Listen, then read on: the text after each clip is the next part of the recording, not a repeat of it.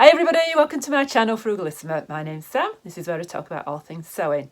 And today is where I'm going to talk about my plans for Gift to November, which is a little video hop organised by Alison, who is Sew Like Dotty, and Adam, who is Adam Sews. And my video is due today, which is the 8th of November. And I'm just taking part in a monthly long video hop whereby I'm sure you've seen quite a few videos go out so far, where we're going to talk about our plans for the gift giving season, as we call it. So whether you celebrate Christmas or for Thanksgiving or whatever you celebrate, it's just here to share our ideas and inspiration for that particular season. So it is an Instagram challenge. It is being run by Alison and Adam over on Instagram, so you will need to tag them in if you want to take part. Lots of lovely prizes available in the form of PDF patterns, fabrics and sewing goodies. Hopefully I'll be showing you a little graphic now that gives you a clue as to what's involved. And it is something that involves sewing, so not knitting or nothing bought, although you can include an element of something bought if you sew onto it. I'm sure that would be absolutely fine.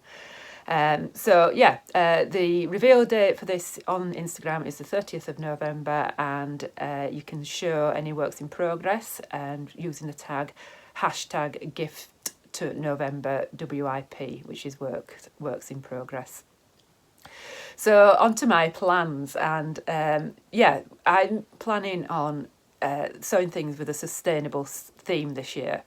Not everything, but I've really cut back on the kind of presents that I buy. I don't get involved in Secret Santas or anything like that. I don't work in an office anymore, so I don't have to, but I opted out of those quite a long time ago. I just wanted to touch on a podcast that I listened to called Sustainable-ish by Jen Gale, and that's one of my favourite podcasts to listen to when I'm out walking the dog or running or whatever.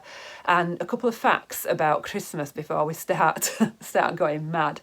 And the average cost of Christmas is £1,130 to families in the UK, with 1 in 10 gifts going to landfill.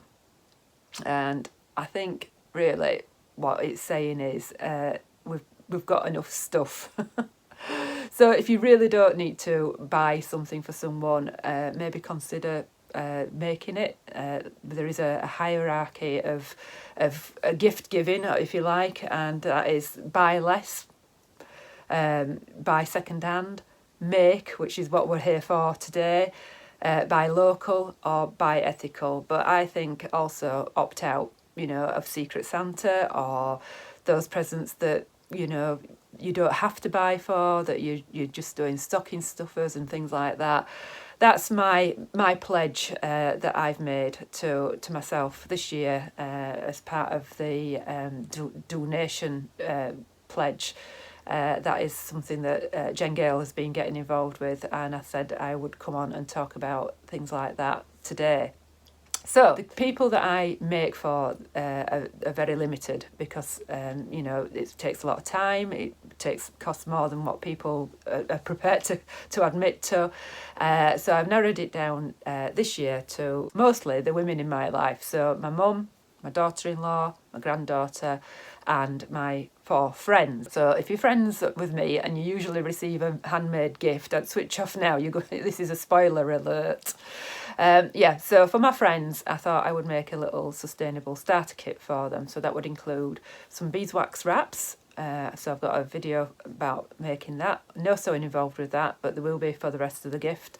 And maybe a reusable sandwich bag or a lunch bag, depending on what their work environment is. Some of them go out to work, some of them don't. And a couple of produce bags so that when they go to the supermarket they can put their fruit and vegetables into it. I've actually got a blog post describing how to do that over on the Fabricate website, and that is still available, but really simple drawstring bag. You can make those really easily, make them out of upcycled fabrics. Same for your beeswax wraps or your sandwich bags. And then some makeup remover pads, because obviously cotton wool is disposable. If you're taking off your makeup, then it's better to be able to wash them, and maybe a little bag to put them in, or the little container to put them in. So either a cosmetic purse or something to wash them in, so that they're not getting lost in the washing machine. So maybe like a little headband or something like that. So that was a little gift idea for my friends. I might put those all inside the produce bags, making one with a Christmas theme. So yeah, it's a good way of helping people become more sustainable. I'm not saying for a minute that this is the solution to the planet's problems. It's just that it does help start conversations, and it does help people on the way to having a more sustainable lifestyle. So my second idea was heirloom pieces, and this is why Teddy is here. And Teddy was my auntie's Teddy, who would have been 80 this year. Unfortunately, my auntie died early, in her 50s actually, and Teddy went on to my mum. And as you can see, he's in a little bit of a sorry state. So Teddy is really going to be a family heirloom. Mum asked me if I could sort of resew him, really. So I'm not going to do anything major to this. I'm not going to be like the ladies on the repair shop where I'm going to do anything too major. I'm not going to unstuff him or anything, but I'm going to clean him up, resew him. I mentioned the other day when I was talking about knitting that I was knitting him her new jumper. Mum says she remembers him wearing a stripy brownish jumper. So I'm in the process of knitting him a jumper, and then I'm going to be sewing him some trousers. So that is like a little family heirloom that I will be passing down onto my mum, and that will get passed down to my granddaughter eventually. I might even, in the trouser pocket, put some little details of who we belong to, and things like that, and so that it's there for generations to come. So he's in quite good nick, really, is Teddy, for 80 years old. And this is a project that I've been working on and off over the year. Mum gave me him last Christmas, and I think Christmas is a time to pass him back now, for her to have him back fully dressed and looking a little bit better than all these bits of old wool that are fraying off him. So those are a couple of my ideas for heirloom pieces. As I mentioned, I've got a granddaughter, so last year was the first time that I had a chance to make anything for her for Christmas, and her mummy does sew. Her mummy is actually a trained fashion designer, but has gone on to other things now. So I had to sort of rein myself in a little bit on making everything for her. I think at less than 1 year old, it's not really worth making things that are not going to last very long. But I did make her some little pyjamas and things like that. But this year, Agatha, who is, she's got a new YouTube channel, which I'll link below for you, messaged me and said, have you seen this little gift? A Kid City playset by Peekaboo Patterns. And I love this. It was just $5, and I think it's still only $5. And I love it because it's so adaptable.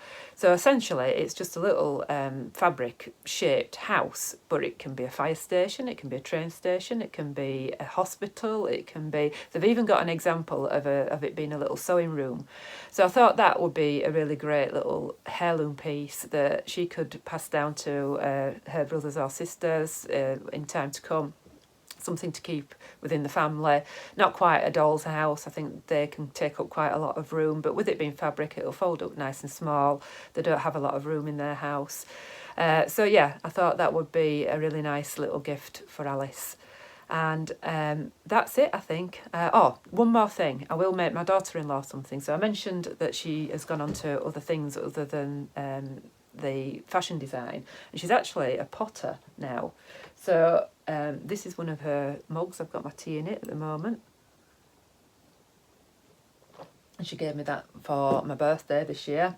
She's a very, very talented potter. She's got a YouTube channel. I'll link it below. And she has got an Etsy shop as well, so I will link that below for you. And I spotted on I think it's the Makerist website, they occasionally have little sales on, and I think it was $2 for all the patterns. And I picked up a potter's apron. And the difference between a normal apron, and I do make aprons for people, I've done that before in the past, and you know, they're sustainable because they protect your clothing, and you know, they keep your nice clothing nice, and you can get as messy as you like.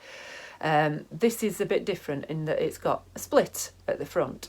So it's just a nice square at the front, it's a wrap over, it's one of these one size fits all. She is quite petite, is my daughter-in-law, so I might have to think of a way to make it a little bit smaller. It's not ties at the back, it's just a crossover at the back. But the split at the front means that you can actually slide in to the potter's wheel. So I thought that was a perfect gift for her.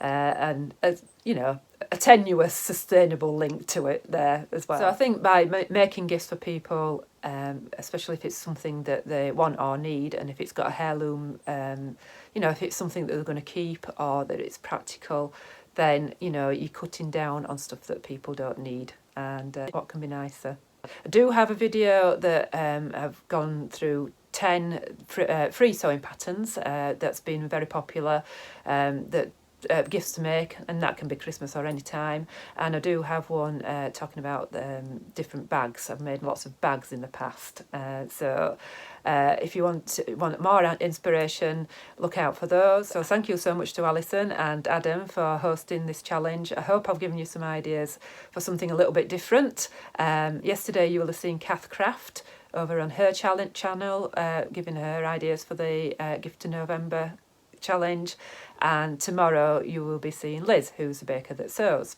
So that's it from me today. Thank you so much for watching. I shall speak to you later. Bye.